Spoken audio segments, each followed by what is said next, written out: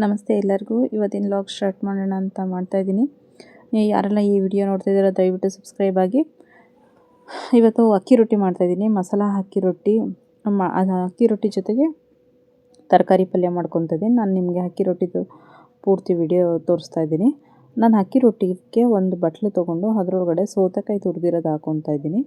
ಅದ್ರ ಜೊತೆಗೆ ಕ್ಯಾರೆಟ್ ತುರಿದಿರೋದು ಹಾಕ್ಕೊಳ್ಳಿ. ಆಮೇಲೆ ಸೊಪ್ಪು ನಿಮಗೆ ಸಬ್ಬಕ್ಕಿ ಸೊಪ್ಪಿದ್ರೆ ಸಬ್ಬಕ್ಕಿ ಸೊಪ್ಪು ತೊಗೊಳ್ಳಿ, ಇಲ್ಲ ಪಾಲಕ್ ಇದ್ದರೆ ಪಾಲಕ್ ತೊಗೊಳ್ಳಿ. ಕೊತ್ತಂಬರಿ ಸೊಪ್ಪು, ಹಸಿಮೆಣ್ಸಿನ್ಕಾಯಿ, ಈರುಳ್ಳಿ ಹಾಕ್ಕೊಂಡಿದ್ದೀನಿ. ರುಚಿಗೆ ಎಷ್ಟು ಬೇಕಷ್ಟು ಉಪ್ಪು ಹಾಕ್ಕೊಂಡಿದ್ದೀನಿ. ಒಂದು ಸ್ವಲ್ಪ ಜೀರಿಗೆ ಹಾಕ್ಕೊಂಡಿದ್ದೀನಿ. ನಮಗೆ ಜೀರಿಗೆ ಫ್ಲೇವರ್ ತುಂಬ ಇಷ್ಟ, ಹಂಗಾಗಿ ಜೀರಿಗೆ ಹಾಕ್ಕೊಂಡಿದ್ದೀನಿ. ಅಕ್ಕಿ ಹಸಿಟ್ಟು 2 ಬಟ್ಲು ಅಕ್ಕಿ ಹಸಿಟ್ಟು ಹಾಕ್ಕೋತಾ ಇದ್ದೀನಿ ನಾನು. ನಿಮ್ಮ ಮನೇಲಿ ನಿಮ್ಗೆ ಎಷ್ಟು ಬೇಕೋ ಅಷ್ಟು ನೀವು ಹಾಕ್ಕೊಬೋದು.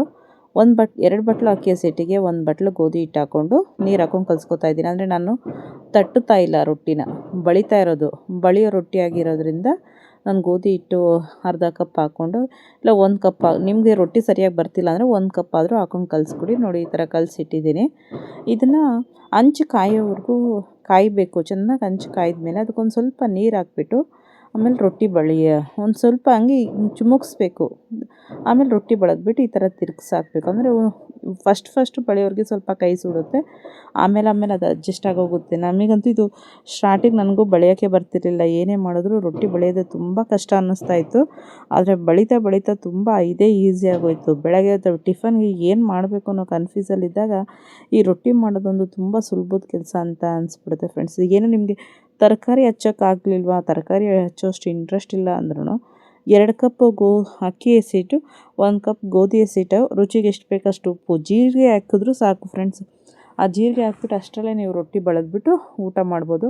ಅಷ್ಟು ಚೆನ್ನಾಗೂ ಬರುತ್ತೆ, ಅಷ್ಟು ಟೇಸ್ಟಾಗೂ ಇರುತ್ತೆ.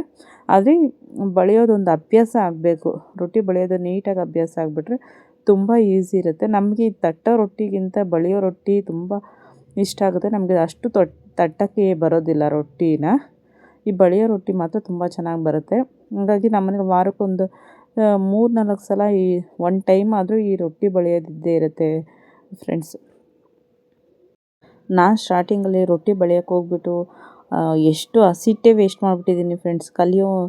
ಕಲಿಬೇಕು ಅನ್ನೋ ಇದರಲ್ಲಿ, ಮದುವೆ ಆದ ಹೊಸರಲ್ಲಿ ಕಲಿಬೇಕು, ನಾನು ರೊಟ್ಟಿ ಬಳಿಯೋದು ಕಲೀಲೇಬೇಕು ಅನ್ನೋ ಇದರಲ್ಲಿ ಏನೋ ಮಾಡಿಬಿಟ್ಟಿದ್ದೀನಿ. ರೊಟ್ಟಿ ಬಳಿಯೋಕ್ಕೆ ಮಾತ್ರ ಬರಲೇ ಇಲ್ಲ. ಆಮೇಲೆ ನನಗೂ ಚೆನ್ನಾಗಿ ಬಳಿಯೋಕ್ಕೆ ಬಂದಿದ್ದು. ಬಳಿತಾ ತುಂಬ ಚೆನ್ನಾಗೂ ಬರ್ತಾಯಿತ್ತು, ಅಷ್ಟೇ ಟೇಸ್ಟಿಯಾಗಿ ಬರ್ತು. ಆದರೆ ಅದನ್ನು ಕಲಿಯೋದಕ್ಕೇ ತುಂಬ ಸಾಹಸ ಮಾಡಿಬಿಟ್ಟಿದ್ದೀನಿ. ಅದೆಷ್ಟು ಸಲ ಕೈ ಸುಟ್ಕೊಂಡ್ಬಿಟ್ಟಿದ್ದೀನೋ ನನಗೆ ಗೊತ್ತಿಲ್ಲ. ಅಂದರೆ ಕಷ್ಟಪಟ್ಟು ನಾವು ಏನಾದರೂ ಇಂಟ್ರೆಸ್ಟಲ್ಲಿ ಕಲಿತೀವಿ ಅಂತ ಡಿಸೈಡ್ ಮಾಡಿದ್ರೆ ಗ್ಯಾರಂಟಿ ಕಲಿತೀವಿ. ಆದರೆ ಕಲಿಯೋ ಇಂಟ್ರೆಸ್ಟು ನಮಗೆ ಬರಬೇಕಷ್ಟೇ. ಎಲ್ಲರಿಗೂ ರೊಟ್ಟಿ ಹಾಕ್ಕೊಡೋಣ ಅಂತ ರೊಟ್ಟಿ ಹಾಕ್ಕೊಡ್ತಾಯಿದ್ದೀನಿ. ನಮ್ಮ ಮನೇಲಿ ಎಲ್ಲರೂ 3 ರೊಟ್ಟಿ ತಿಂತಾರೆ ಫ್ರೆಂಡ್ಸ್. ಸಾಕು, 3 ರೊಟ್ಟಿ ತಿಂದರೆ ಅದೇ ಫುಲ್ ಆಗೋಗುತ್ತೆ.